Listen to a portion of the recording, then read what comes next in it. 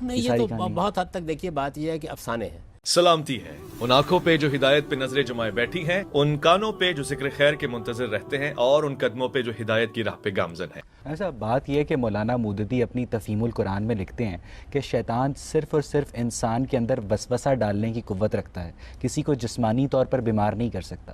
تو پھر یہودی جادوگر لبید بن عاصم نے کس طرح آن حضور کو شیطانی جادو سے جسمانی طور پر بیمار کر دیا؟ یہ دیکھیے بات یہ ہے کہ یہ بات کہ جادو کیا چیز ہے، یعنی جادو ایک نفسی علم ہے.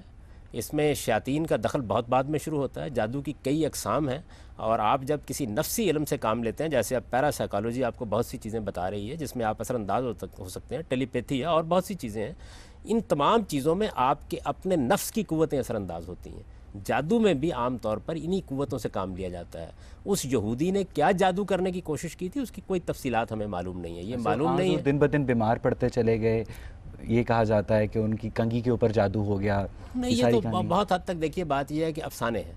اتنی سی بات صحیح روایتوں کے اندر بیان ہوئی ہے کہ جادو کرنے کی کوشش کی گئی. دیکھیے یہود کے بارے میں یہ بات قرآن نے بھی واضح کر دی ہے کہ جب انہوں نے دیکھا کہ استدلال کے میدان میں اس دعوت کو شکست نہیں دی جا سکتی، اخلاقی لحاظ سے بھی یہ اتنے برتر لوگ ہیں کہ ان کے مقابلے میں کوئی بات نہیں کہی جا سکتی، تو جس طرح انہوں نے جسمانی نقصانات پہنچانے کے لیے بہت سے منصوبے بنائے، جیسے کبھی بلا کر پتھر لڑکا دیا یا اس طرح کے معاملات کیے، اسی طرح جادوگروں سے بھی مدد لی جس طرح کہ اب بھی ہمارے ہاں لوگ کرتے ہیں. تو جادو کرنے کی کوشش کی گئی، یعنی وہ اپنی کوشش میں کامیاب نہیں ہوئے. کوشش میں کامیاب نہیں ہوئے. رسالت میں آپ صلی اللہ علیہ وسلم نے کچھ گرانی سی محسوس کی، اور اس کے بعد روایتوں میں یہ آتا ہے کہ آپ کو اللہ تعالیٰ کی طرف سے تعلیم دی گئی کہ آپ دعا کریں. جب آپ نے دعا کی تو وہ گرانی ختم ہو گئی.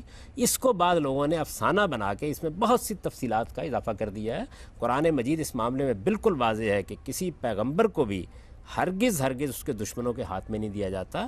اللہ تعالیٰ اس کی حفاظت کرتا ہے. قرآن کے الفاظ ہیں واللہ یعصمک من الناس، آپ مطمئن رہیں اللہ تعالیٰ ان انسانوں کے مقابلے میں آپ کی حفاظت کرے گا.